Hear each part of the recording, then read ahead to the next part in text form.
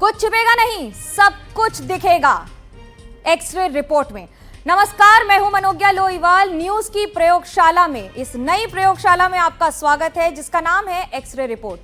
आज मैं ऑपरेशन सिंदूर की सामरिक शक्ति का विश्लेषण करूंगी। पाकिस्तानी आतंकवादियों और आतंकवाद को पालने पोसने वाले देश के खिलाफ ऑपरेशन सिंदूर को लेकर आज कई डेवलपमेंट हुए। प्रधानमंत्री नरेंद्र मोदी ने 24 घंटे में दूसरी बार राष्ट्र को संबोधित किया। मोदी ने पाकिस्तान को लास्ट वार्निंग दी, कहा हर आतंकी हमले का जवाब अपनी शर्तों पर देंगे। पाकिस्तान ने आतंकियों को भेजने की हिमाकत की तो घर में घुसकर मारेंगे। न्यूक्लियर ब्लैकमेल को लेकर भी पाकिस्तान की सिविल और आर्मी लीडरशिप को जमकर सुनाया। लेकिन इस सब के बीच प्रधानमंत्री नरेंद्र मोदी ने भारत की मॉडर्न मिलिट्री ताकत की तारीफ की। इसी मॉडर्न वॉरफेयर का इस्तेमाल करके भारत ने पाकिस्तान को धूल चटाई थी।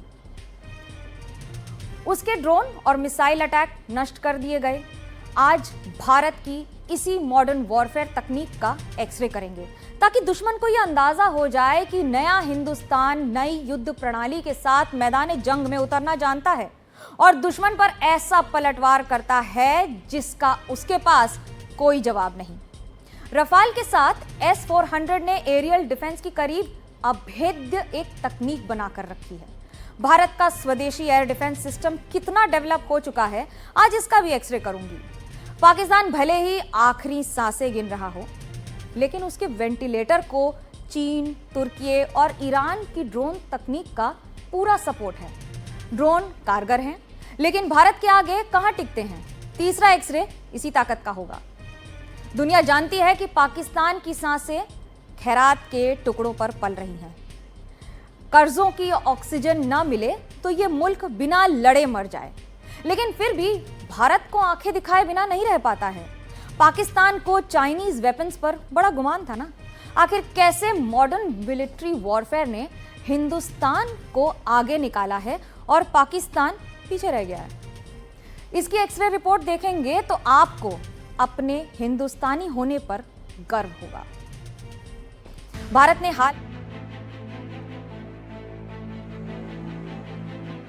जिन एयरबेस पर पाकिस्तान को कल तक गुमान था, वो अब ऐसे नजर आते हैं। हमले का गुबार जब छटा तो कंगाल मुल्क की ये तस्वीर दुनिया के सामने थी।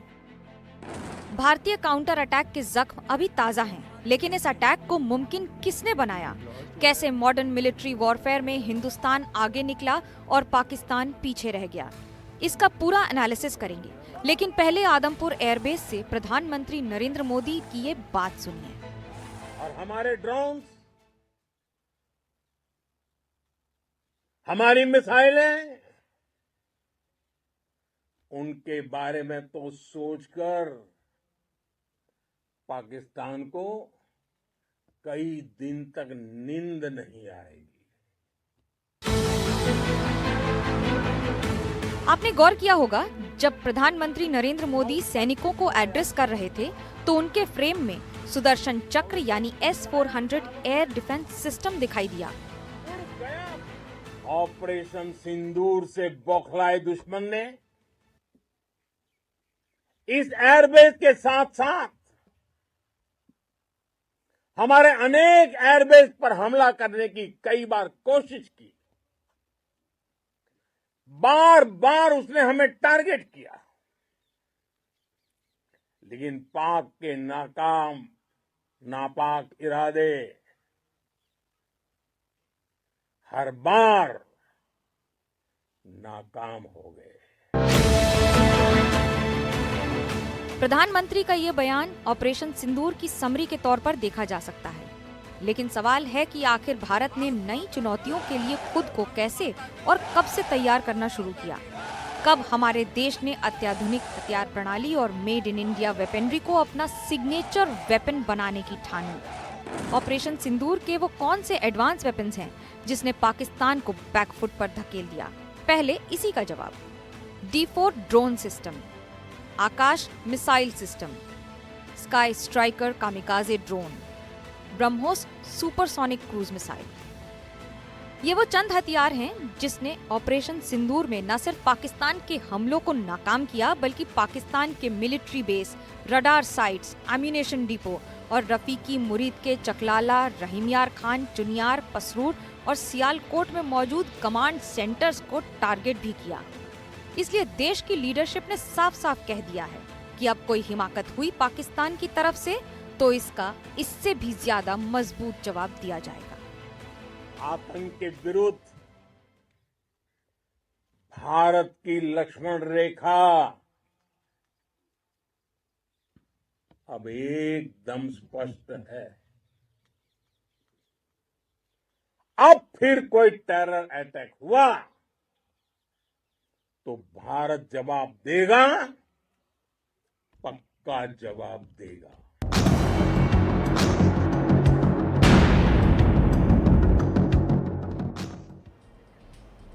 सुना आपने, भारत के प्रधानमंत्री नरेंद्र मोदी ने एकदम साफ साफ कह दिया है किस तरह से हिसाब होगा और किस तरह से जवाब दिया जाएगा। भारत ने हाल में पाकिस्तानी आतंकी ठिकानों पर जो हमले किए उसके बदले पाकिस्तान ने हमारे शहरों और नागरिकों को निशाना बनाने की कोशिश की थी, लेकिन सारी कोशिशें नाकाम हो गईं क्योंकि भारत पहले से ही इसके लिए तैयार था।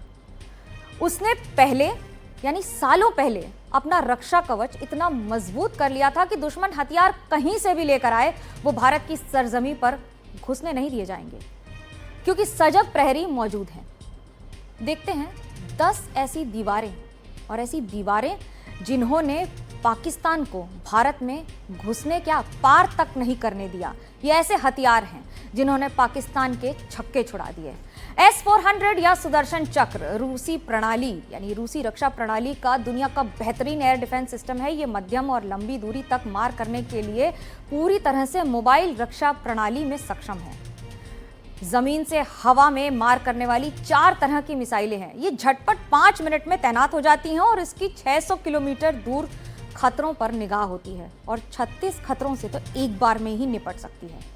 अब आते हैं दूसरे पर, यानी कि आकाश एयर डिफेंस मिसाइल। ये DRDO की बनाई हुई स्वदेशी मिसाइल प्रणाली है। गर्व होना चाहिए आपको और हमको इस बात पर। मध्यम दूरी की मार करने वाली मिसाइल प्रणाली, इसके जरिए जमीन से हवा में मार की जाती है और इसकी मारक क्षमता है 4.5 से 25 किलोमीटर तक। MRSAM या मध्यम दूरी तक जमीन से हवा में मार करने वाली प्रणाली। Multi functional radar, command post और मोबाइल लॉन्चर प्रणाली इसका हिस्सा है। एक साथ कई निशाने लगा सकती है। पिछले महीने ही यानी अप्रैल 2025 में परीक्षण के बाद ये जंग के लिए तैयार हो गई थी।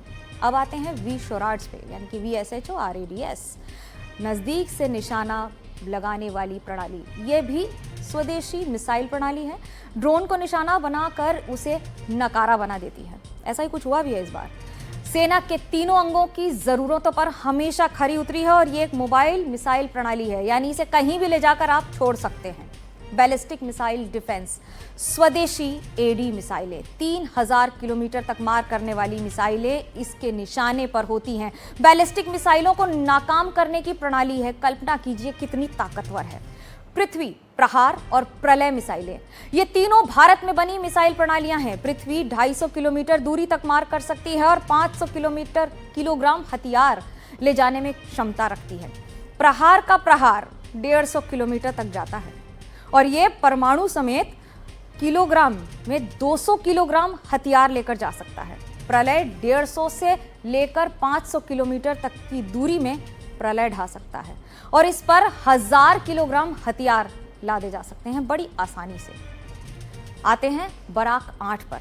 अग्रिम वायु और मिसाइल रक्षा प्रणाली, भारत इजराइल की साझेदारी में बनाई गई बराक 8 ये जमीन से हवा में मार करने वाली मिसाइल है।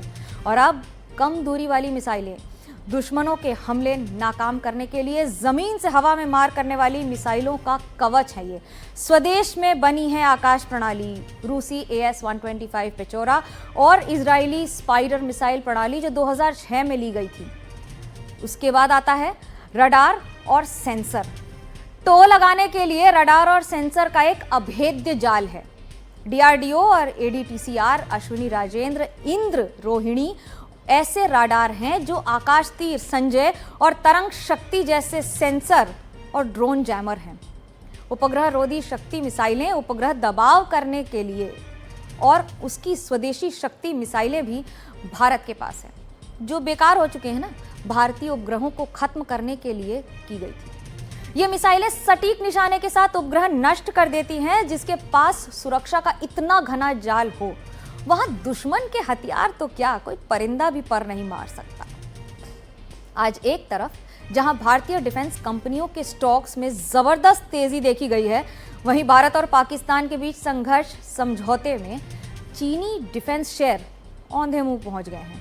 किस तरह से गिरे हैं ये बाजार में, आपको वो दिखाते हैं।